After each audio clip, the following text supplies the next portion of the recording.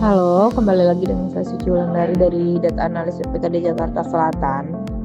Setelah beberapa kali pertemuan dengan para instruktur untuk membahas mengenai apa sih itu data science, tibalah saatnya kita kali ini akan membahas mengenai konsep data science itu sendiri. Jadi, apa sih itu data science? Data science itu adalah ilmu yang menggabungkan statistik, teknologi, dan domain bisnis untuk mengekstrak pengetahuan dari data. Tujuannya untuk mengubah data mentah menjadi insight yang lebih baik agar keputusan yang diambil lebih berguna. Hal yang paling penting dalam data science adalah statistik, teknologi, dan domain bisnis. Mengapa sih data science itu penting? Manusia itu memproduksi beragam data yang jumlah dan ukurannya sangat besar di berbagai bidang baik astronomi, bisnis, kedokteran, finansial, dan lain-lain. Data science dan machine learning ini tidak dapat dipisahkan satu sama lain. Machine learning ini yaitu proses pembelajaran dari data untuk menemukan pola atau hubungan antara berbagai variabel sehingga dapat digunakan untuk membuat prediksi pada data baru. Machine learning ini memiliki 3 jenis, yaitu supervised learning, unsupervised learning, dan reinforcement learning. Di sini ada alur kerja data science atau CRISPM-DM. Pertama itu business understanding atau pemahaman bisnis. Ini adalah tahap awal dimulai dari pemahaman konteks dan masalah bisnis. Kemudian data understanding atau pemahaman data, menentukan data yang dibutuhkan dan mengumpulkannya. Kemudian data preparation atau proses persiapan data, itu menyiapkan data agar siap digunakan oleh model. Kemudian modeling dan evaluation, itu pemodelan dan evaluasi, membangun beberapa model machine learning dan membeli model dengan performa terbaik. Kemudian deployment atau implementasi, mengimplementasikan model yang telah teruji ke sistem data atau production. Di Python ada beberapa library yang digunakan untuk machine learning. Yang pertama NumPy, Pandas, Matplotlib, dan Scikit-learn. Sedangkan ada beberapa tools permodelan dalam data science yaitu Python, R, RapidMiner, dan Google Colab. Library Python populer untuk pemodelan data. Pertama, data manipulasi, itu menggunakan Pandas dan NumPy untuk mengolah dan membersihkan data. Machine learning itu menggunakan scikit-learn, regresi, klasifikasi, dan clustering. Kemudian deep learning itu TensorFlow, Keras, dan neural network. Sedangkan visualisasinya menggunakan Matplotlib dan Seaborn untuk membuat grafik dan dashboard. Menentukan objektif bisnis menggunakan SMART, yaitu specific, measurable, achievable, relevant, dan time bound. Peran-peran profesional yang bisa dipegang oleh seorang machine learning adalah data analis, machine learning engineer, AI research scientist, dan machine learning developer.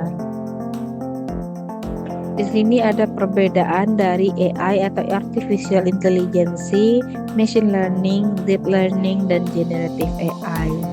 AI ini adalah sistem yang meniru kecerdasan manusia seperti Siri dan Alexa. Sedangkan machine learning adalah sistem yang belajar dari data, mencari pola, dan membuat prediksi seperti prediksi harga rumah.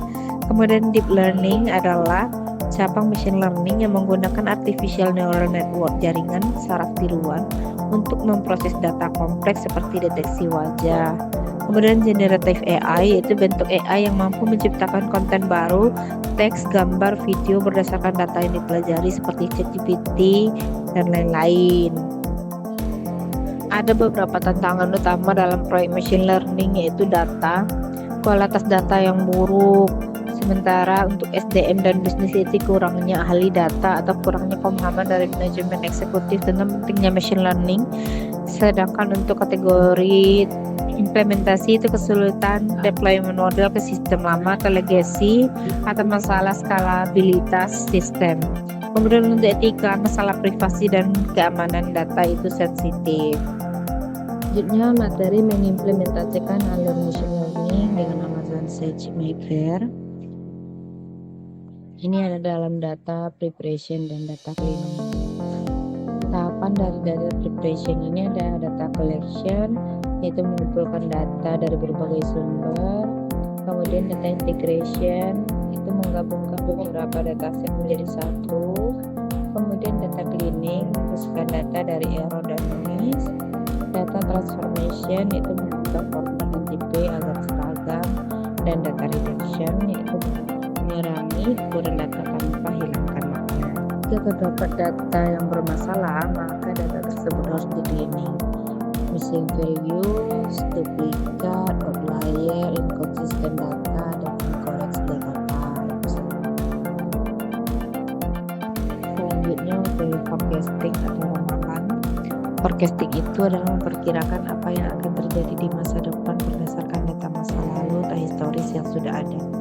Dalam konteks data analis dan machine learning, forecasting digunakan untuk memahami pola, waktu, time series, dan memproyeksikan nilai yang akan datang. Pola utama dari data time series yaitu tren, musiman, siklis, dan tidak teratur.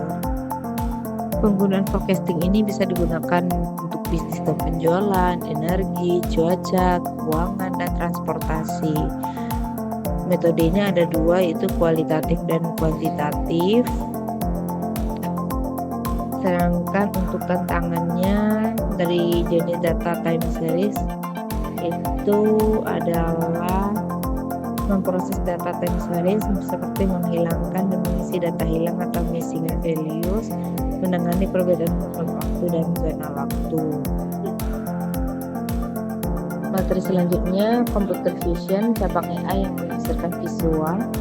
Definisi computer vision adalah cabang dari artificial intelligence yang berfokus pada kemampuan komputer untuk memahami dan menafsirkan informasi dari gambar dan video. Fungsinya memampukan sistem mengenali dunia visual, memberikan kemampuan melihat digital kepada mesin.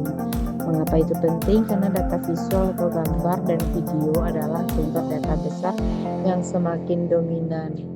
Menganalisisnya secara manual tidak efisiensi. Pengantar pemrosesan bahasa alami atau NLP, yaitu pengembangan algoritma komputasi untuk secara sistematis menganalisis dan mempresentasikan bahasa manusia.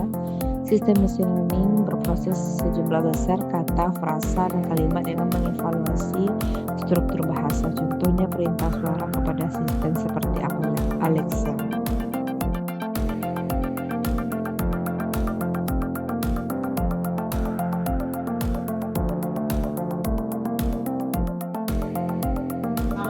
Sedangkan AI generatif yaitu cabang kecerdasan buatan yang mampu menciptakan konten baru seperti teks, gambar, musik, dan video berdasarkan pola data yang dipelajari. Berbeda dengan AI yang tradisional yang menganalisis, AI generatif dapat menghasilkan karya yang orisinil.